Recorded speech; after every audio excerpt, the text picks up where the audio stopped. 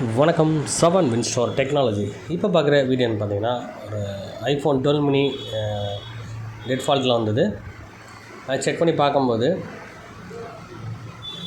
Double layer board இருந்தது, சாண்ட்வைச் போர்டுன்னு சொல்லுவாங்க. இந்த போர்டை நம்ம வந்து நார்மல் ப்ளோயரை வச்சு நம்ம ஈஸியாக ரிமூவ் பண்ண முடியும். ஆல்ரெடி இதை பற்றி விஷயங்கள் வீடியோஸாக கொடுத்துருக்கேன். டிஸ்கிரிப்ஷனில் அந்த வீடியோஸ்க்கு ஒரு லிங்க் தரேன், அதை நீங்கள் ஃபாலோ பண்ணிக்கோங்க. இந்த 2 போர்டை பிரித்தா தான் நம்ம வந்து சர்க்கியூட்டை வந்து செக் பண்ண முடியும்.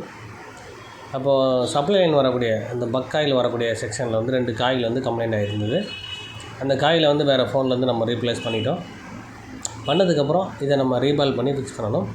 அதுக்குரிய ப்ராப்பர் சென்சஸ் வச்சு தான் நம்ம வந்து ரீபால் பண்ண வேண்டியிருக்கும். அப்போ நார்மலாக பண்ணுற ரீபாலுக்கும் இதுக்கும் ரொம்ப வித்தியாசம் இருக்குது. இந்த ஃபோனை பொறுத்தவரை வந்து ஐஃபோனை பொறுத்தவரை வந்து பார்த்திங்கன்னா, நம்மளுக்கு வந்து சர்க்கியூட் செக்ஷன் நிறையா இருந்தாலும் சர்வீஸ் பண்ணுறது ரொம்ப ஈஸியாக தான் இருக்கும். அந்த ட்ராக் லைனை மெயினாக நம்ம சர்க்கியூட்டை பேஸ் பண்ணி ஃபாலோ பண்ணாலும் ஈஸியாக நம்ம என்ன ஃபால்ட்டுன்றது கண்டுபிடிக்க முடியும். ரீபாலிங் பண்ணுறது ரொம்ப ஈஸியாக இருக்கும். ரொம்ப கஷ்டப்பட்டு பண்ணாமல் சிம்பிளாகவே பண்ண முடியும். இதுக்கு தனியாக வந்து மிஷினரி இருக்குது, டூல்ஸ் இருக்குது. அதை ஃபாலோ பண்ணி ரொம்ப ஈஸியாகவும் பண்ண முடியும். இப்போ அது இல்லாமலும் நம்ம கான்செப்ட்னா எதுவுமே இல்லாமல் இருந்தாலும் நம்ம பேஸ் கான்செப்ட் வச்சு நம்ம வந்து முழுமையாக எந்த ஃபோனாக இருந்தாலும் கண்டிப்பாக ரெடி பண்ண முடியும்ன்றது விஷயந்தான் என்னோடய கான்செப்ட்டு. அப்போ நம்ம இந்த மாதிரி நம்ம வந்து செட் பண்ணி நம்ம கூட டிசைன் பண்ணி நம்ம பண்ண முடியும். ஹீட்ஸிங் ஸ்டிக்கரை நம்ம ஒட்டிட்டு அதை பேஸ் பண்ணி நம்ம வந்து இதில் நம்ம அதை ரீபால் பண்ண முடியும். இது எப்படி ரீபால் பண்ணணும், அதோடய விஷயங்கள் முழுமையாக தெரியணும் அப்படின்னா நம்ம கிளாஸில் டேரெக்டாக அட்டென்ட் பண்ணாலே கண்டிப்பாக நம்ம கிளியராக வந்து ஒவ்வொன்றுக்கும் ப்ராக்டிக்கலாக நம்ம செய்கிற விஷயத்தை வச்சு தான் நம்ம வந்து கிளாஸ் பண்ணிகிட்ருக்கோம்.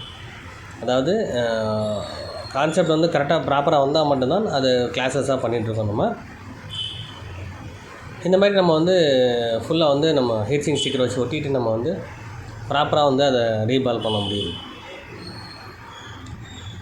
இந்த மாதிரி ப்ராப்பர் பால்ஸ் வந்து ஈஸியாக வர வைக்கணும் அப்படின்னு சொன்னால் கண்டிப்பாக ஃபிட்டிங் ப்ராப்பராக இருந்தால் மட்டும்தான் அதை வர வைக்க முடியும். ஏற்கனவே பண்ணுற மாதிரி தான் அந்த பிபிடி பேஸ்ட்டை வந்து நீங்கள் அப்ளை பண்ணி நம்ம பண்ண முடியும். அப்புறம் எல்லா ஹோல்ஸ்லையுமே ப்ராப்பராக அதில் வந்து அந்த பிபிடி அப்ளை ஆகணும். ப்ளேடை வச்சு நீங்கள் ஈஸியாக பண்ணிங்கனாலே ஈஸியாக இருக்கும். அந்த இடத்துல வந்து நம்ம அப்ளை பண்ணிவிட்டு நார்மல் டெம்பரேச்சர் ஹீட் ஏர் கொடுத்தா நம்ம இதை ரீபால் பண்ணி எடுக்க முடியும். இதில் முழு விஷயங்கள் என்ன கொடுக்கல, நான் நார்மலாக விஷயங்கள் இந்த மாதிரி நம்ம பண்ணலாம். பண்ணதுக்கப்புறம் இந்த மாதிரி ரிசல்ட் நம்மளுக்கு தெளிவாக கிடைச்சிடும். அழகாக எல்லா பால்ஸுமே தெளிவாக நம்மளுக்கு ரீபால் ஆகிருக்கு. பார்த்தீங்களும் தெரியும் இது. இப்போ இதை வந்து நம்ம வந்து போர்டில் அந்த டபுள் லேயர் போர்டை வந்து நம்ம சாண்ட்வைச் போர்டை வந்து நம்ம திரும்ப ஃபிக்ஸ் பண்ணிவிட்டு உங்களுக்கு வந்து ஃபோன் ஆன் ஆகாதா இல்லையான்றது நம்ம செக் பண்ணி பார்ப்போம். நம்ம பாருங்கள், போர்டில் ஃபிக்ஸ் பண்ணியாச்சு. பேட்டரியை கனெக்ட் பண்ணிட்டு நம்ம இப்போ ஆன் பண்ணி செக் பண்ணி பார்ப்போம்.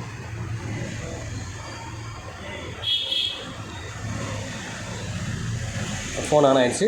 இந்த வீடியோ உங்களுக்கு பிடிச்சதா லைக் பண்ணுங்கள், ஷேர் பண்ணுங்கள், கமெண்ட் பண்ணுங்கள், சப்ஸ்கிரைப் பண்ணுங்கள், பெல் பட்டனை மறக்காமல் கிளிக் பண்ணுங்கள். Thank you friends.